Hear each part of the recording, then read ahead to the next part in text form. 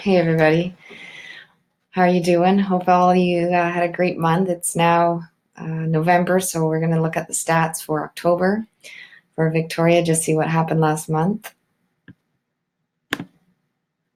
Now, when you visit this homevictoria.com, if you click on Market Update, you're going to see the entire report. It's this 28-page stats document, which I've summarized. So we're just going to see what's happened here, the highlights for this past month. So when we look at the grand totals, what we're finding is that units listed were down by about 4%, units sold up by about 4%. So that means to say we have less inventory, a bit more demand. Our sell to list ratio, we're selling 67% of the listings versus last year about 62%. Our average sale price came in at $694, so we're up a bit from last year by 3%. Our price ratio is 98%, meaning we're getting 98% of the asking price. And last year it was about 97%. For days to sell, 58. So it's a little slower than it was last year. It was 47 days to sell last year. That's a 24% increase. And active listings at month end, 2643 versus 2500. So we've got about a 5% increase there. Now, some of the highlights from their report here. We've got, we sold a total of 619 properties in October, which is 3.5% more than what we sold in 2018 for October. And condos, but the condos were down by 1%, and the single family dwellings were up by about 10%. So that's a little different than what we saw last month. Overall, we're pretty similar. This month's overall numbers are very similar to the numbers we saw last year. And so it's basically telling us that we're not yet seeing a trend in property types. So we had 2,643 active listings for sale at the end of the month. And when we compare that to the month of September, that's a decrease of about 6%, but it's about 5% increase from where we were last year. So we are still seeing multiple offers in some of our market segments. I was just involved with one again this past week, so we are still seeing them. We've got basically the HPI indicator is the benchmark value for single family dwellings. Last year was 878 for this month, and this month it's now 857. So that's a 2.4% decrease, and we're up a bit from where we were in September, as we were at 846 in September. And then when we look at condos, this past year we were at 503, but this year for this month we're at 511. So that's an increase of almost 2%. And when we chart this over time, you can see that the red is the single family dwelling, the blue the town, and the yellow here is the condos. So we are kind of seeing more of a trend to level out here. Okay, our sales to active listing ratio is just below 30%, which means we're still in a seller's market. Anything above 20% is technically still a seller's market. So we're not into an extreme seller's market, but still technically we are. Now, when we look at units listed, we're in the blue here for 2019. We're pretty consistent with all the other years. Look at that for this particular month.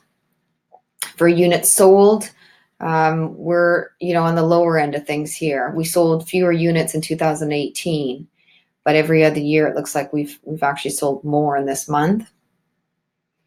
And for active listings at month end, we've talked about this, but here we are on this spectrum. We've got 1 year where we had actually more, and that was in 2015.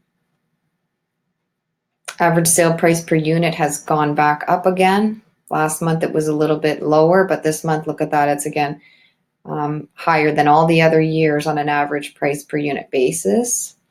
Average days to sell, we're here at almost 60. So we were selling slower in 2015, but we are, all these other years we were faster. So it's kind of moving back towards sort of a slower market again. Takes a bit longer, a bit more patience. Probably people trying to figure out what is the actual right price because they've kind of overestimated it in some cases.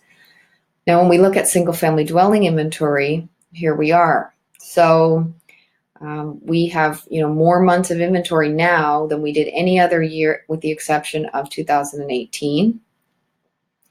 And for our condos, same idea. We have more inventory of condos, more months worth of inventory of condos than we did every year except for 2015, but we're getting pretty close to that again, which is probably helpful for buyers anyway.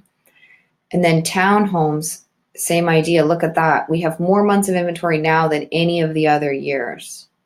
So in this particular month. So that's kind of a good sign for buyers. And so when we look here at, this is South Oak Bay, the trends for South Oak Bay from last month to this month. We've had a few more listings last month, but equivalent number of sales, similar number of canceled or expireds. Active listings at month end slightly down, and our months of inventory is also slightly down. So we had a little bit more to offer last month than this month. We've got 17% sale ratio compared to last month at 14%. So that means to say that 17% of the listings sold, the remainder did not. Our average list price is at 2.1. Pretty consistent, a little bit up from last month. Average sale price though, look at this, 1.5 last month. This month it averaged at 1.2, 1.26. And our average assessed value 1.8 versus 1.78, so pretty close. Average days on market, a little bit slower. And our average sale price to list price, they're getting 99% of their ask versus last month 97. This is interesting. So average list price to assessed value, last month and this month, pretty high. So this is the list price compared to what the BC assessment says the property is worth. They're asking 35% more than that, but they're actually selling, look at that, 94%, and last month 95%.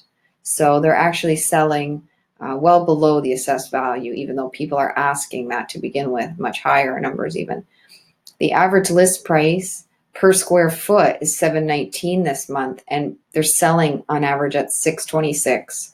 So people are, kind of asking almost $100 a square foot too much in terms of the list price versus sale price. And then this one's for Fairfield. So when we look at the Fairfield numbers, we've got here, 47 units came to the market. We sold 6 of them. A few of them canceled here, 11 canceled, and we had 30 left over. And at the end of the month, that's about 5 months worth of inventory, pretty consistent with last year. Our sale ratio, 13%, only 13% of the active listings are selling. Average list price at 1.5, consistent with last month. Our average sale price is 1.2, a little bit up. And the average assessed value is slightly down, 1.29 versus 1.3. Our average days on market, 54. And so we're a little bit faster than last month. Last month it was 68. Our average sale price to list price, 97%. So there's a bit more give, looks like, for negotiating on prices here. And average list price to assessed would be at 113. Not as extreme as the South Oak Bay market, but still people are asking, about 13% on average higher than their assessment. But the sale prices, 103, a bit better than last month where it was 95. But people need to be prepared that they may not get in every case, 113% of their assessed value, for instance. Average list price per square foot at $617, but they're selling at about $544. So a little bit less than what they would expect. Historically, these are our numbers for the trends for the single family dwellings. This is until December of last year, our condos and our townhomes following a similar trend. So there you have it. If you have a property to sell or you are thinking about buying a property, these numbers can be broken down into specifics for the area that you're looking in and the competition that you're looking at currently. So give a call or check out homevictoria.com. If you'd like more information, I'd be happy to answer your questions. You can reach me at 250-588-8839. I hope you have a great rest of your weekend, and thanks for tuning in. Take care.